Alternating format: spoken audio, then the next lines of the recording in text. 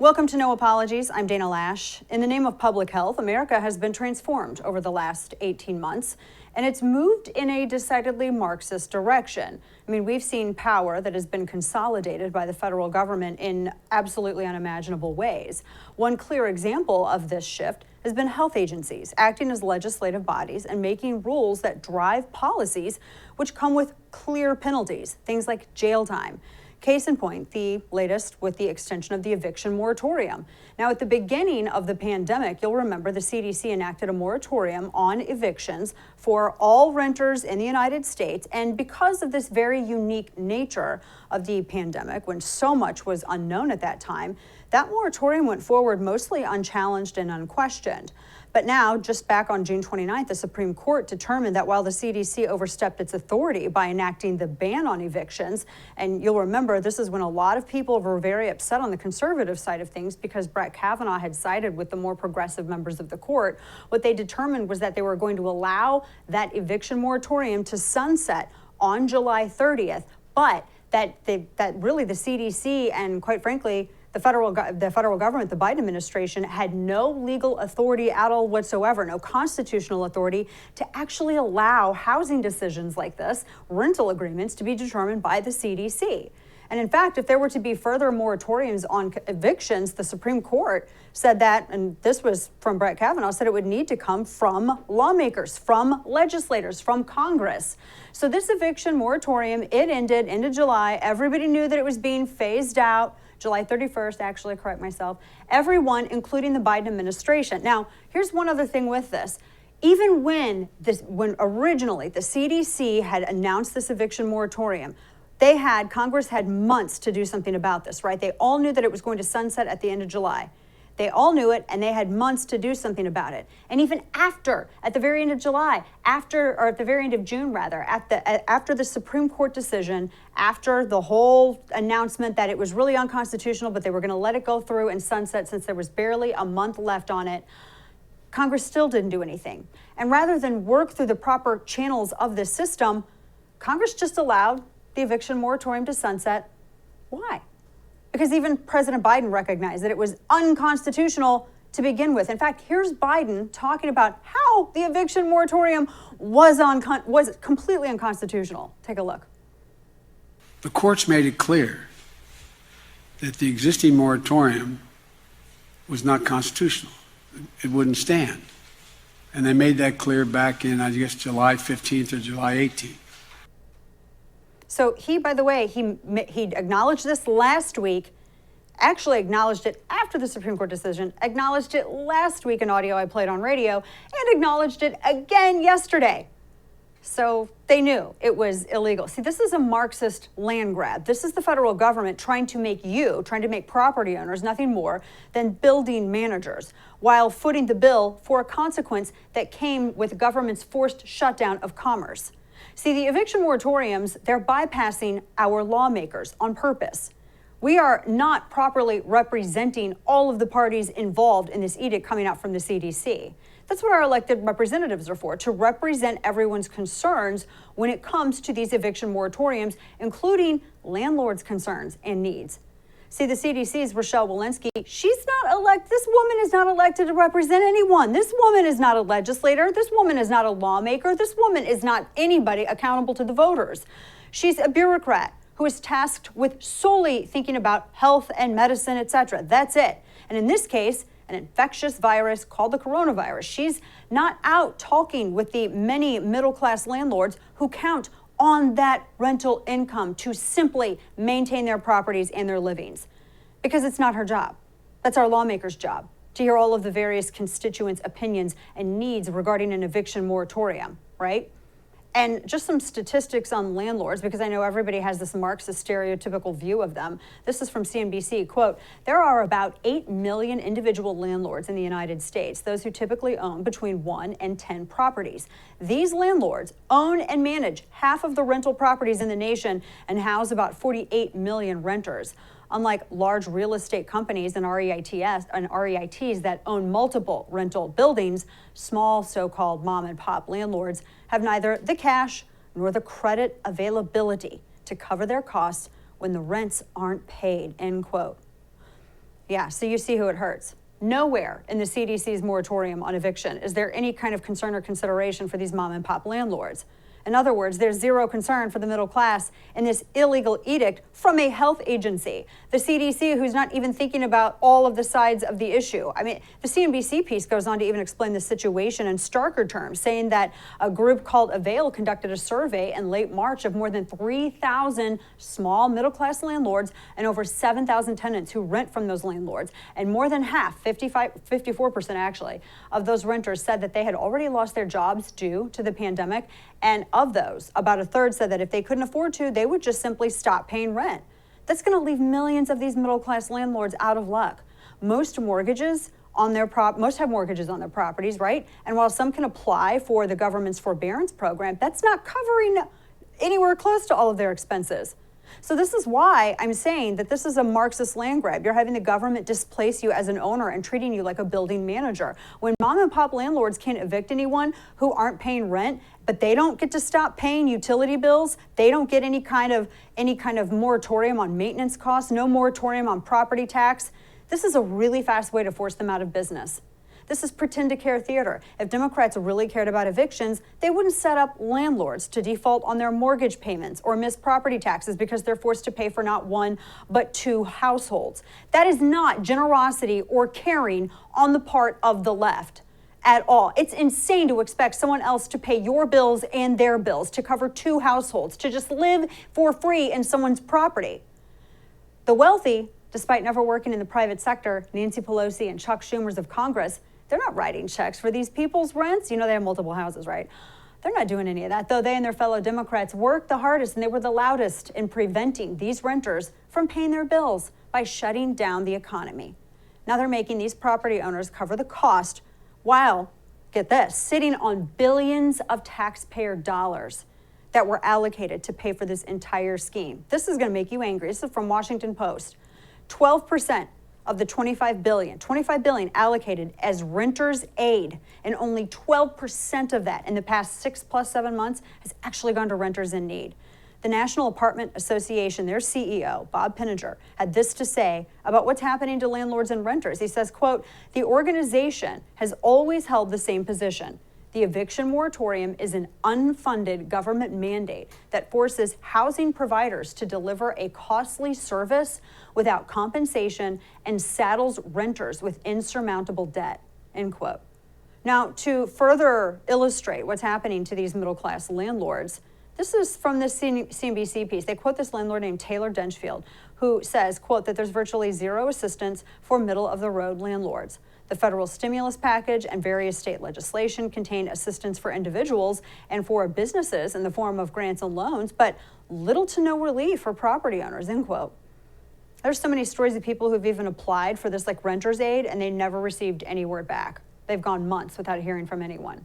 So the CDC, which is now apparently the Center for Disease and Housing Control, stepped in and extended an eviction moratorium. It's unconstitutional. It bypasses our lawmakers. And yes, as I said, it is absolutely unconstitutional. I talked with my friend Andy McCarthy, former Assistant Chief U.S. Attorney. He writes for NRO. You see him, everywhere. He's got he joined me on radio. He has all kinds of pieces about this. The big reason why this is unconstitutional is because you can cite the Commerce Clause 6 ways to Sunday, but there is a difference between intra-state commerce and interstate commerce, and even very generously trying to use the defense of the Commerce Clause as it relates to Obamacare. And this is why a lot of people were mad at Justice Stevens over this. Justice Stevens and also Justice Roberts trying to cite and extend the Commerce Clause to apply to this. Article 1 of the Constitution is very, very clear, and that the federal government can get involved in terms of commercial activity between states, but the federal government cannot get involved in commercial activity between one entity and another entity in the same state, intra-state commerce. There is no way that this would survive any legal scrutiny, which is absolutely why Joe Biden is on record multiple times in the past, 12 days? Saying that they know that this is unconstitutional. No, this is a job for Congress, people who are tasked with creating laws that protect constituents. This kind of edict crushes middle-class mom and pop landlords. They get lost in the shuffle of this. Now, as you watch all of, what is it, AOC and Schumer, they were all very celebratory about this. Think about the lack of concern for millions of rental property owners who have to eat these rents. They're going to have to either sell, or they'll be bankrupted, or they're going to default on a mortgage, not fulfill a term of a loan. This is why this is a Marxist land grab, because when the middle class mom and pop, now get this, when they can't pay the bank, when they can't pay the utilities, when they can't pay that property tax, when they have to swallow those bills without compensation from renters or government, these landlords are essentially forced, and not essentially, they are, to provide free housing and receive zero benefits or return on that investment. They're losing money. And when that happens, they're going to be forced to sell if they don't have their property foreclosed upon because they default. They were not extended any kind of similar moratorium on payment. I mean, I've read these proposals. It explicitly says renters. Now, I know the left loves to entertain the Marxist stereotype of private property owners as these cigar-smoking boardroom fat cats. But the irony is that when average folks are forced out of private property through this redistribution scheme, you know it's going to be the cigar-smoking boardroom fat cats, as a friend had referenced, entering the residential rental space and buying up property, right? Fat cats like Blackstone. Blackstone is the world's largest private equity firm, and they own Invitation Homes. And Invitation Homes has jumped into the residential rental market. These investments, these firms like this, like Blackstone, they swoop in and purchase entire blocks of housing, sometimes entire neighborhoods of single-family homes, like in Conroe, Texas, for instance, as the Wall Street Journal reported in April. These private equity firms like Blackstone, they quickly increase their ownership share of rental properties. In fact, they've been doing this for a number of years. The number was recently cited somewhere around 15%, but that percentage is actually growing daily. And since they can borrow money for far less than a mom and pop landlord can and leverage their relationship with the Federal Reserve to essentially use your tax dollars to compete with your buying power, they have a massive advantage. Firms like Blackstone, they get way better deals than the typical home buyer, which shows that this is not just about buying any home. It's about buying a specific type of home, houses with the greatest potential to be wealth-building assets for the middle class. So these rental homes that used to be wealth builders for the middle class are very increasingly being purchased, gobbled up by big private equity firms. And when these middle-class landlords are forced to sell, thanks to things like, I don't know, this eviction moratorium, guess who's likely to step in and buy these homes? Ding, ding, ding, you got it. Groups like Blackstone, who can outbid the average middle-class buyer hand over fist. And this is just one of the reasons why I say that this is all a Marxist scheme for a land grab. That the federal government is making you, again, act as a building manager for your own property. Now, this move on eviction moratoriums, it's also a very purposeful design to pit two groups against each other. You have the people, the haves and the have-nots, right? That's how it's always been presented. The haves and the have-nots, the classic scheme for communism, the classic good versus evil, right? The bourgeoisie and the proletariat. But they're pitting together and dividing and destroying a healthy and thriving middle class. So that's the whole thing, divide and conquer for the purpose of bringing both of these groups together under state control. All of it designed to stymie the freedom to grow your wealth, freedom from government dependence. Now, see, President Biden was telling our red state governors yesterday that they need to just get out of the way of the administration's calls for vaccination mandates and masking mandates. And all these governors and state lawmakers need to, on something like this, because this is really ultimately, it's going to be governors and attorney generals that are going to have to get involved, state lawmakers, they need to vociferously push back against this unconstitutional eviction moratorium. I better see lawsuits flying. It's time to stand in the gap for your middle class constituents. I mean, first off, you've had the federal government screw over businesses and shut down businesses and arrest people for trying to reopen their businesses just to generate an income to put food on their table and pay their bills. And now these people are going to start doing the same thing to property owners? Are you serious? So far, these eviction moratoriums have favored only renters. The language specifically only says renters. And rental property owners are demonized. This is not the CDC's jurisdiction. Like I said, it's not the Centers for Disease and Property Control, a myopic health agency that only thinks about a virus, but not about the damage that these health policies, it doesn't think about that. They shouldn't be setting policy. This is bureaucratic overreach. And finally, The Biden administration acknowledged, like I said, both of these several times the past 12 days, and again this morning, that they lacked the constitutional authority at all whatsoever to do this. But here's the thought process behind it. They thought they'd punt this over to the CDC, wash their hands of any culpability, while blaming the Supreme Court for the evictions, and then using their critique of the Supreme Court to justify their call to pack said court. Democrats will demonize any red state governor that opposes these eviction moratoriums. They'll say they're cruel and heartless. By the way, don't you think it's very fascinating that the argument that Democrats are using and the CDC is using is that they have to have an eviction moratorium, because if you don't have an eviction moratorium, you're going to have a bunch of people who are turned out onto the street without any place to live, and that's going to drive up transmission rates for the coronavirus. But yet that same concern about transmission rates for the coronavirus is completely absent in any conversation that relates to the border. Case in point, just today, our affiliate family down in KURV and RGV, Rio Grande Valley, McAllen, Texas, they actually said it's a disaster area officially now. Last week alone, this administration, and this is done from this is counted and affirmed by a third-party agency that's been testing people who are crossing the border illegally. They confirmed that a little over 1,500 coronavirus positive migrants were actually released into McAllen. That was just in 1 week. 1 week. It is a disaster area. That declaration came in today. So that's okay for that, but not okay for eviction moratoriums after the government shut everything down and made it to where people can't pay their bills, and now they're going to try to put that price tag on property owners and reduce their ability to be independent from the government, all by design. Like I said, it's a Marxist land grab. And over time, all of this is going to turn America into a place that resembles this mixed ownership model of the Chinese Communist Party. Things that you see in Russia, things that you see in China, all masked as a fake solution by Democrats' pretend to care theater. Coming up, small businesses are still suffering from the pandemic and trying to claw back from that lockdown. And things don't look like they're slowing down in some states when it comes to regulations and mandates. Up next, Chief Andrew Gruel joins me next to give a perspective on this, particularly from the food service industry. Keep it here. Black Rifle Coffee Company is a veteran-owned coffee company that serves premium coffee to people who love America. Veteran CEO and founder Evan Hafer spent over 7 years on the ground overseas with U.S. Special Forces and as a CIA contractor. Black Rifle Coffee is committed to Evan's mission of supporting veteran, law enforcement, and first responder causes. So as summer wanes away, Black Rifle Coffee Company invites you to enjoy your coffee, whether you're brewing the perfect cup of pour-over or you're putting a bunch of cans of 300 in your vehicle because you know you're going to be waiting in line for a while for school pickup or school runs. Whatever you're doing, Black Rifle Coffee is here to fuel your way, wherever the remaining days of summer that's so depressing take you. So head on over to blackriflecoffe.com/DanaTV and order yours. And if you use code DanaTV at checkout, you get 20% off your purchase and your first coffee club order. Fuel your summer with America's coffee. Black Rifle Coffee.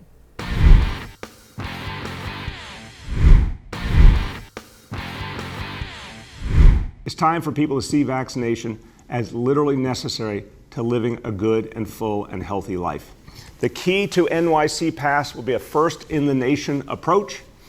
It will require vaccination for workers and customers in indoor dining, in indoor fitness facilities, indoor entertainment facilities. This is going to be a requirement. The only way to patronize these establishments indoors will be if you're vaccinated, at least one dose. The same for folks in terms of work. So that was New York City Mayor Bill de Blasio yesterday rolling out the new key to NYC Pass. And as you can imagine, there's been a lot of reactions to this.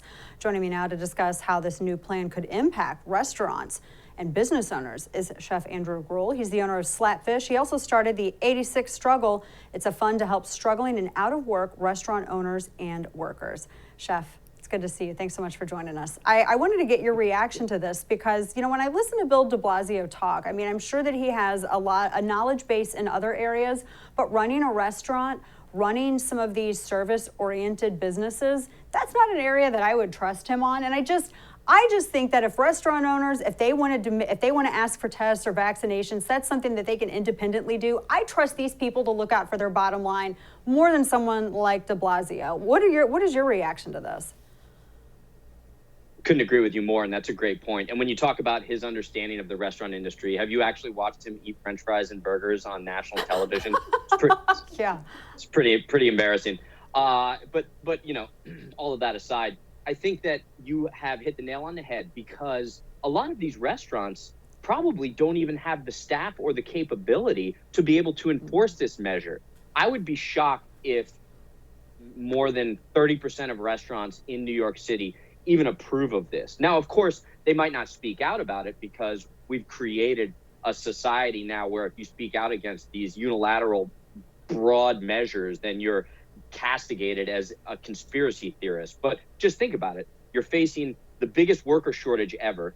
Restaurants in New York City specifically are virtually, hanging on by a thread. Most of them have gone under, and now we're trying to rebound this. And you have absolutely no calculus by which you're going to be able to implement this program. It wasn't even thought about. They can't even count the ballots in the New York City mayoral race, and you think they're going to be able to calculate properly vaccination cards? These are cards. These are pieces of cardstock paper.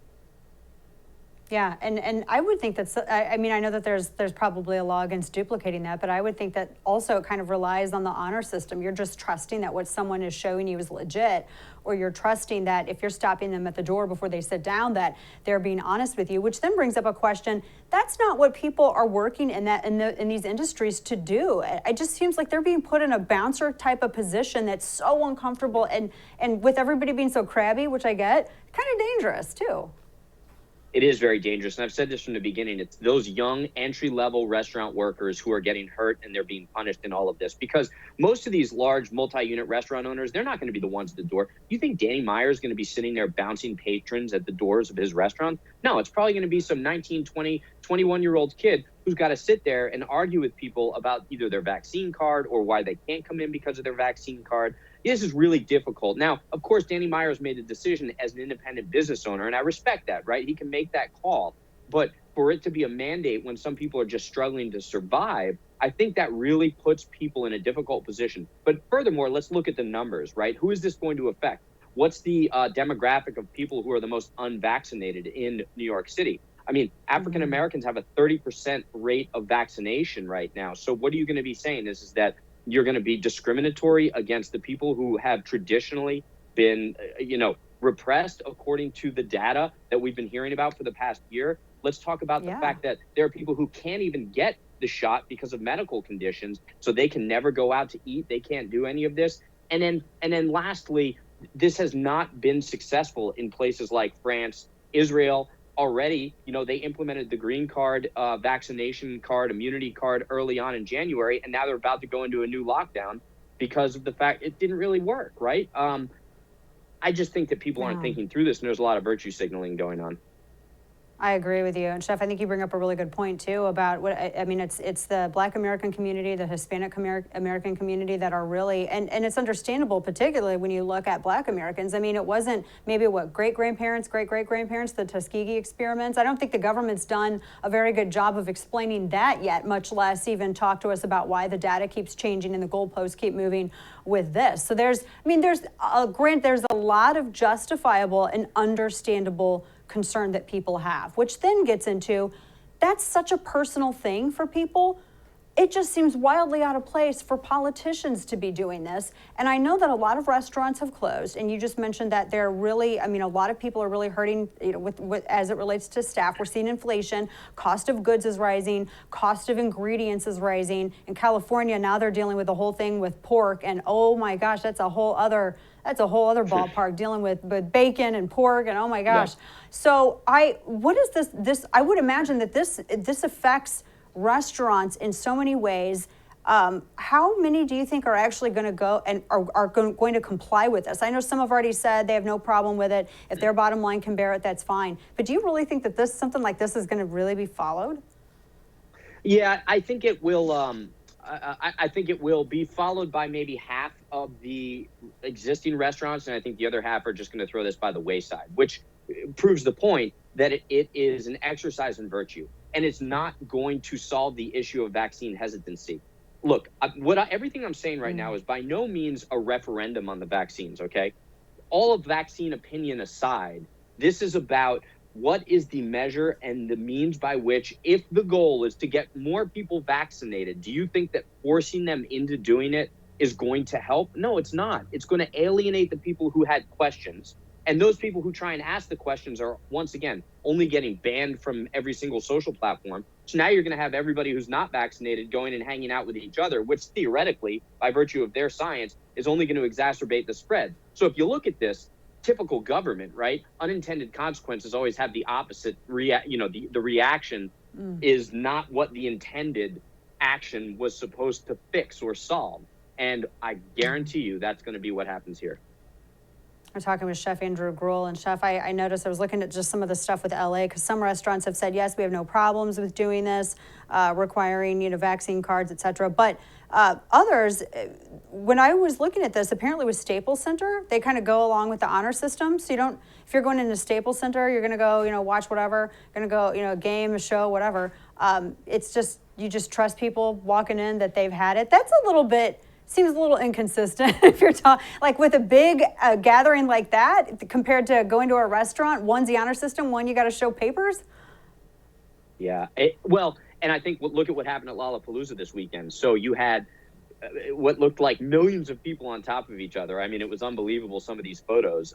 And look, good for everybody who went to this. Like, I'm not saying, oh my God, I can't believe these people were doing this. What I'm saying is that you can't show photos of what happened this weekend and then turn around the next day and say, okay, there's a mask mandate and we're going to shut everything down. Now, when you look at the videos of people walking through, it's just everybody going through with a note card standing up. No one was really checking them. They were just kind of card. I mean, I could have been holding up my report card from third grade. Yeah, exactly. And I think they're all kind of different looking anyway. You wouldn't even know what to look for. It's just, and now you might have, they have to have 3 instead of the 2, and you got to check the dates to make sure. I don't know. It's just, it seems like a mess and something that restaurants absolutely don't need right now. Chef, last question for you. So as people are going out to eat more, what would you tell people to do? What helps restaurants the most? What can help these restaurant owners?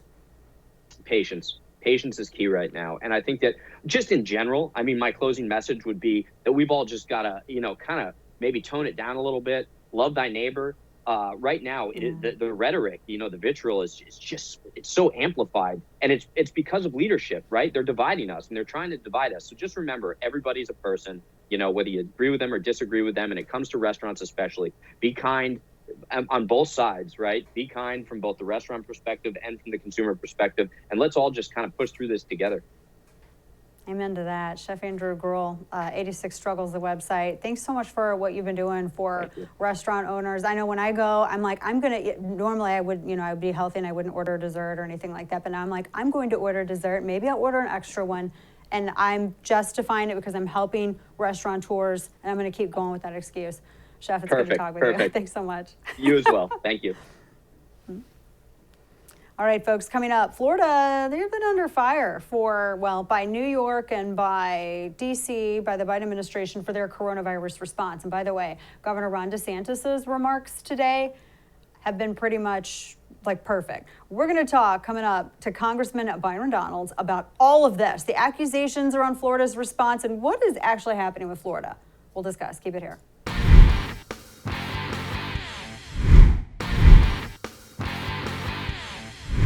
Florida has been the nonstop target of attacks by the left for their response to the lockdowns and pandemic. Well, Florida Congressman Byron Donalds has some thoughts on this. He represents Florida's 19th Congressional District. He joins me now to discuss. Congressman, good to see you. Thank you so much for being here. I have to get your reaction, Congressman Donalds, to the president today, how he had said that some of these lawmakers and leaders of states, he didn't actually mention anyone by name, but of course we all know he's talking about Florida, talking about, my state of Texas, talking about some others, saying that these leaders, these governors need to move or get out of the way if they're not, co-signing on to mask mandates and entertaining the idea of other lockdowns. What are your thoughts on this, and how do you think that your state has done? First of all, I think Joe Biden's still living in 2020. When there weren't vaccines, when we didn't know much about COVID-19, and frankly, how people could actually live their lives while also managing the pandemic. It's very clear he wants to stay there. Number two, and more importantly, I think it's important for the president to understand that many Americans have been vaccinated. Our state of Florida has done a fantastic job with vaccinations. Frankly, we were leading the country with respect on how to disseminate and dispense vaccines across our population in the most efficient manner possible. So much so that Joe Biden had to abandon his plan of FEMA vaccination sites and actually go with what Governor DeSantis was doing with respect to using pharmacies as the primary way to dispense vaccines. And that was really, really smart. We're talking with Congressman Byron Donalds of Florida's 19th Congressional District. And that was really smart as well, because I just remember when I was listening to some of the press conferences from lawmakers in your state and Governor DeSantis. And then when I would listen to the way that some of the folks representing the Biden administration would talk about it, I got more information from Florida lawmakers. I mean, I knew everything about what was going on with Florida. We all knew everything that was going on. We knew about your vaccination rates. We knew about everything because everyone was so transparent with the data. Talk a little bit about how you think that helps people, because we keep hearing the vaccine hesitant. We keep hearing about this. How much does that make people feel a little bit more comfortable about going and sitting down, rolling up the sleeve and being injected by someone? I mean, I would imagine that knowledge is power. It absolutely is. Look, first of all, number one, if you want people to actually take a vaccine, you have to give them all the information, not some. Don't cherry pick. Don't throw out the pieces that you want people to hear and then throw a bunch of innuendo. Number two, what Joe Biden and Kamala Harris did last year is they actually talked down the vaccine. Everybody knows it.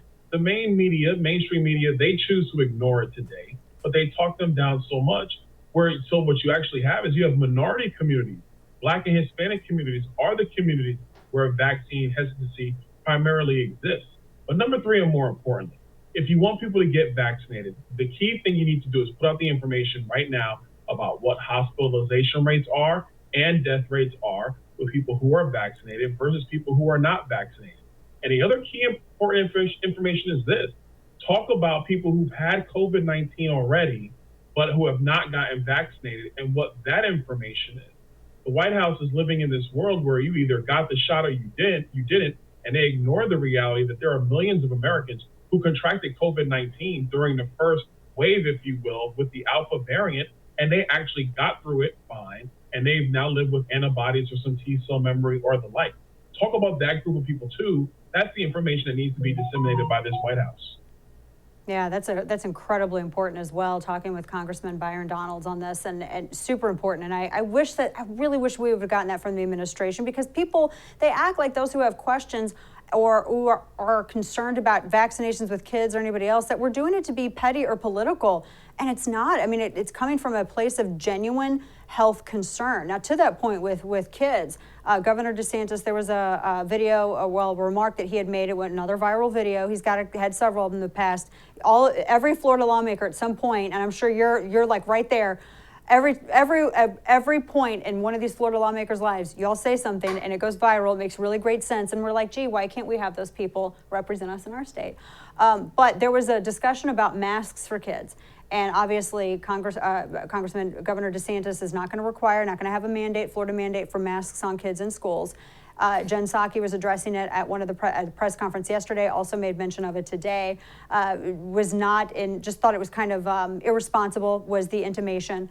But when you look at the numbers, Congressman, that they're basing this off of, I mean, we had that 335 out of 75 million that the CDC was citing as the rate for fatalities of children with coronavirus. But then you had the Wall Street Journal and Johns Hopkins come out and say that the CDC was irresponsible because they didn't vet any of those numbers. And when one of the lead researchers at Johns Hopkins, when they looked at all of these cases that the CDC was citing, they discovered that absent any serious secondary health issue, there was a 0 mortality rate for children in coronavirus, but yet we're still going forward with the mask mandate. So that doesn't really make sense that your state would be irresponsible in not enforcing something that was based on not real facts anyway. I mean, talk a little bit about this, if you would, because I'm sure you were aware of all of this. Listen, our state has actually been through the time in the pandemic where we sent our kids back to school. A lot of them were masked, some of them were not, but the vast majority were. We actually went through that part of the pandemic and nothing happened, except that our kids were able to learn in school. I know that that CNN and the left, they wished nothing more that there would have been some massive super spreader event in one of our schools, but it didn't happen. The other thing that we quickly learned is that, number one, children are very, very resistant to COVID-19. Many of them who typically even contracted are asymptomatic, and they're actually low spreaders of the vaccine. How can I say this? Because our children were in school most of the last year. They were not sitting at home like in a lot of the blue states. So Joe Biden and the White House, they could actually learn a lot from what happened in Florida. CDC could learn a lot from what happened in Florida and take that to advise the rest of the country. In my view, children do not need to be masked, because the first issue is they actually are very resistant to the virus itself. They're not really passing it much at all. But number three, and more important, if there are adults, obviously the teachers, the administrators who are concerned, they can go get vaccinated. That's something that exists today that did not exist before. They can easily protect themselves. Masking kids at this point really isn't going to help much, in my view. Furthermore, if you've seen kids who are wearing their masks in classrooms, I've seen it. The things are hanging off their nose, it's twisting off their face. They don't really wear them appropriately. They're not wearing N95 masks, which by far are the masks that are the most helpful. They're wearing the surgical masks or some gimmicky masks you buy at a local 7-Eleven. And then when the kids leave school, those masks are coming off as soon as they can. So we should not be going down that road. The governor is right with not requiring a mask mandate in our state. I wish CDC and other governors around the country would follow his lead.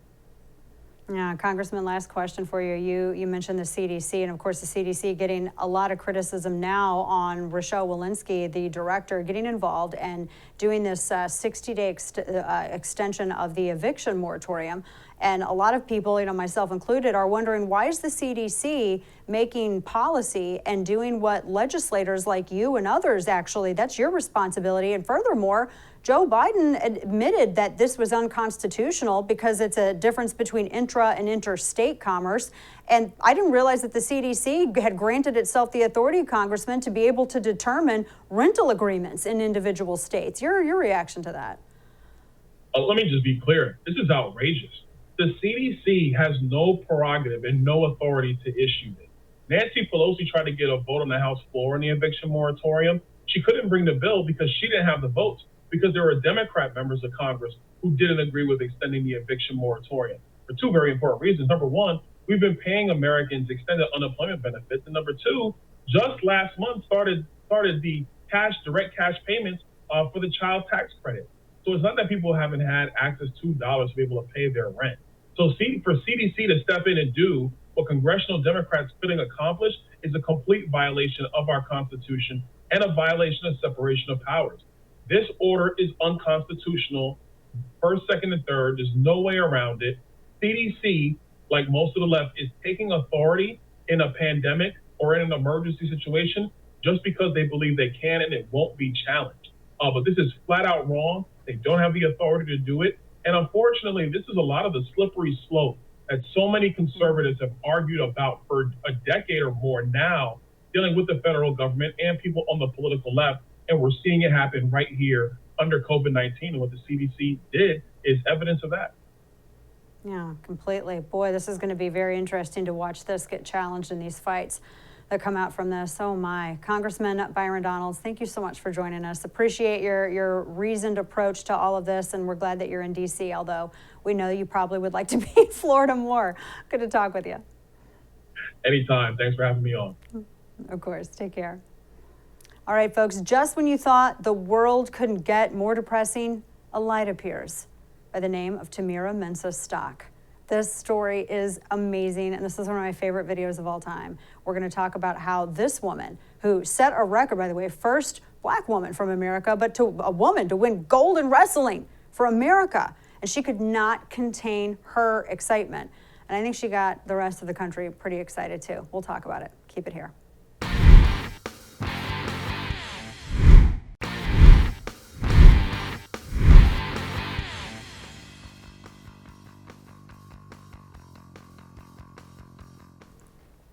Could this be the moment that marks the end of an era? The era of just absolutely trashing America, the trashing of America by famous celebrities, famous athletes. Well, it really does look like that could be the case. Here is Olympian Tamira Stock and her reaction to winning the gold medal. She's also, by the way, the first black woman from the United States to win a gold medal in wrestling, which is awesome. Her joy lit up the entire country yesterday. Her reaction, her first interview after winning gold, went viral. Watch this. How does that feel to represent your country like this? It feels amazing. I love representing the U.S. I freaking love living there. I love it, and I'm so happy I get to represent USA. Love it. Oh, that's awesome, right? It's like enough to give a red-blooded American the chills. I don't get the chills, and I legit got the chills. And the word that comes to mind is refreshing. 2 words, actually, joy and refreshing. It's so nice because I think we've been so starved for a champion that can unite us and that we can all get behind. I talked about this on radio a little bit earlier. It's refreshing because we've heard celebrities and politicians and thought leaders and influencers and athletes, everybody bash America for 18 months straight. It's been just a big, buzzkill, a huge downer. You have trillionaires like LeBron James and Oprah and all these other, what's the chick who's married to the Spare over in Britain? Multi-millionaires like Colin Kaepernick and people of exorbitant privilege talking down to Americans and just trashing America, the very country that enriched them, all with nothing at all whatsoever positive to say. America is systemically racist and white supremacy and blah, blah, blah, blah, blah. And we've been drinking this like glass half full view of America for so long, I think we kind of forgot about what American optimism looked like, and unity, by the way. Think about Tamira's unscripted, just joyful, jubilant reaction to winning gold for her country. And think about then U.S. women's shot putter Raven Sanders, her angry scripted display, or Gwen Berry, who just turned away from the national anthem. She didn't even medal. Or what about Megan Rapinoe? They lost to Canada, and after Megan Rapinoe was trashing Canada after they lost, Canada said, after you bend the knee, take a seat.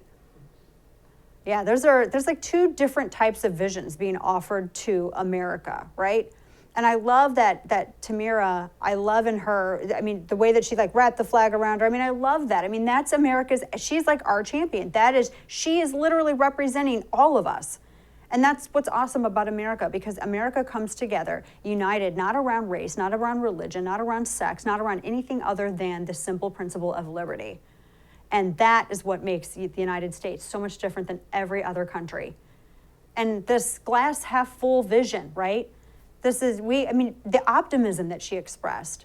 I love that Tamira Stock, her joyful, completely optimistic vision, it reminds us that anything's possible and that gratitude determines altitude. And the reaction that Stock shows, it really shows how much America is kind of tired of looking in the mirror. Look at that video, went so viral, right? America, for all its flaws, is beautiful. Find a country better. Tamira Stock's reaction, I'm sure that the left was worried about it. I mean, it was absolutely infectious, right? It's like when Ronald Reagan would remind America that you are the city on a hill, a beacon to the world about what's possible when individuals are allowed to flourish in freedom.